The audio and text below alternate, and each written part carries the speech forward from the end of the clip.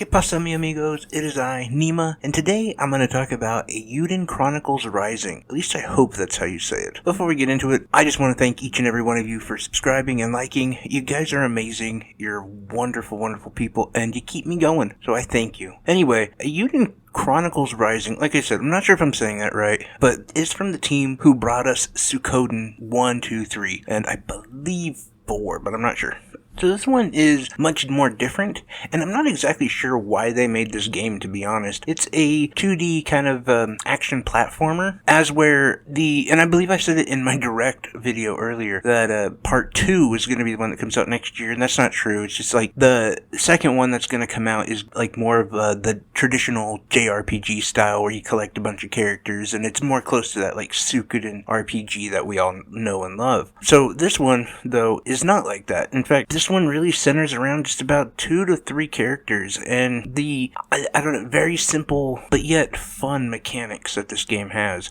So you play as CJ, a 16-year-old honorable scavenger, and you're looking for riches. You've been away from your home since you were 15, so pretty tough, pretty, street smart and savvy. You're heading to New Nueva. As you reach there, you discover that you need a license to be able to scavenge and mine. That's kind of like what you do. They first just call it like a scavenger, but you're also like really big into mining and collecting, so you need a license. You also learn you have to pay a tax on everything that you mine, which at this point I really thought like this is getting to be too real. Like, I need a license, I'm taxed.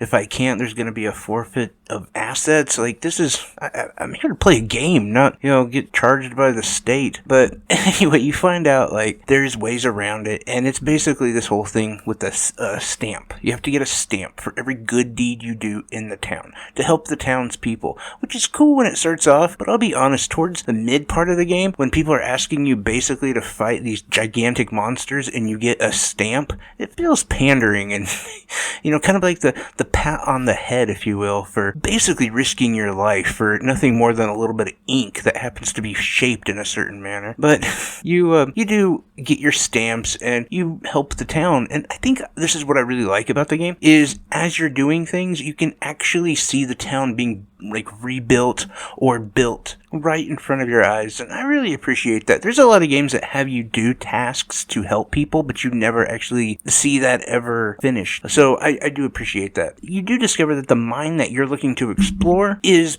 part of the reason why this town is crumbling, because it causes these earthquakes which cause the town to essentially collapse. And as you're going through, you do also discover that you're maybe not the toughest and that you're going to need help. Along the way, though, you do find a lot of characters. One of them specifically is a kangaroo named Garou, and he has a cloud-like gigantic sword and also becomes like your partner and the other side of you. Now, this is where the gameplay starts to kick in.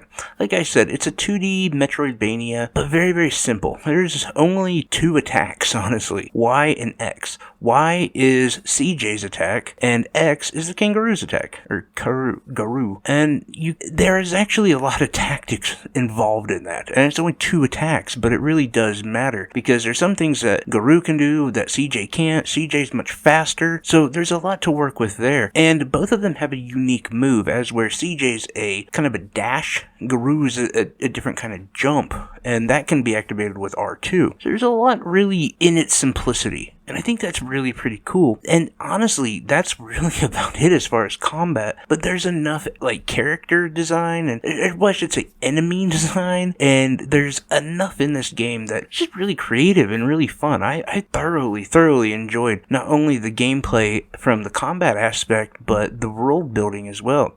The other thing I thought was really pretty cool about the game is in many ways they highlight and stick to CJ's like scavenger character, meaning a lot of the accessories and equipment you can get will have bonuses to mining ore, or how many things that you pick up from different enemies or from other things that you collect from. And I think that's really cool, because there's so many of those games where it's like you're blah blah blah everyman, and now you're a superhero and you're fighting the world. So this still kind of says, oh, she's still that same character that we know. It wasn't like she's just been thrust with this responsibility and she now becomes a superhero. For the most part, like I said, I really do enjoy this game. I think this is fantastic. The story gets super deep. I also appreciate all the crafting, upgrading of your weapons and your armor, and the fact that you need to have items so that you can have potions and accessories, as well as like develop these interpersonal relationships in the village. And like I said, this story does get really deep, much more than I explained, and you'll be glad that I didn't explain the entire story. But I think like graphically, it's really beautiful. This made me so excited for the full, like, RPG from this company, and maybe to add on to this story, I'm hoping. The only thing I would say, like, is kind of a negative would be the combat, like I said, is a little simplistic. I would like there to be a little bit more. Although, I do think that there is some added tactics that wouldn't be there if it was a little bit more complex. The other thing, too, would be the music. It's rather